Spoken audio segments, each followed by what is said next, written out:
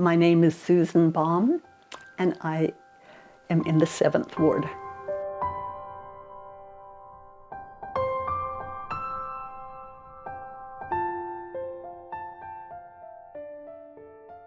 When my husband and I got married, we made a commitment. We were going to BYU. We made a commitment to go to the temple once a month.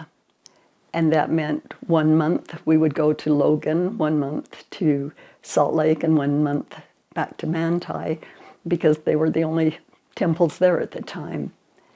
And it was wonderful, and we kept that up until he had his Air Force commitment. And we moved from base to base, and all of those bases were far away from the temple. But we went as often as we could. Whenever we came close to a temple, we would go. My great-grandparents on my mother's side, they didn't have a very happy marriage.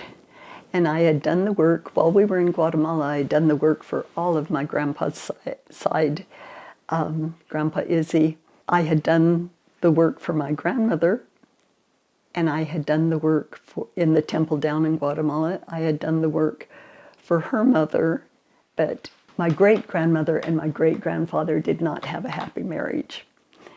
And so they didn't live together. They didn't, at those days, and in the Jewish faith, there was no divorce or anything like that, but they didn't live together. They didn't see each other. They were just completely separate people and couldn't get along together. I had already done the work for Grandma Henrietta Bauer, and I hadn't done the work for my great-grandfather Lehman, Ferdinand Lehman. One day I just felt very strongly that I was supposed to do his work, because it wasn't so much for him. That's not nice to say, but I just felt like my own grandmother, Grandma Frida, she really deserved to be sealed to parents. And so Floyd, he went in and did everything all the way up, the ordinances, the preliminary, each one of those, including the endowment.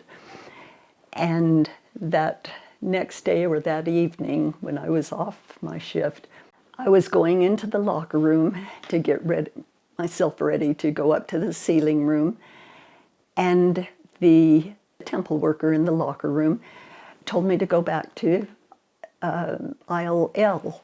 And I thought, ooh, on our shift, we never put anyone except brides in the row of lockers that's designated L. But I didn't say anything.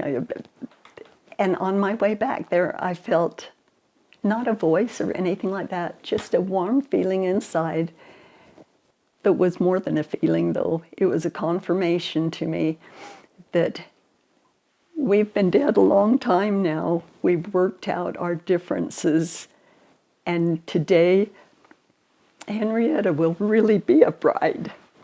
And so I went back to L, and with a full assurance that Henrietta was going to be the bride that day in the sealing room. And we went up, and it was a beautiful ceremony in the sealing room. In his house, there is continual personal revelation.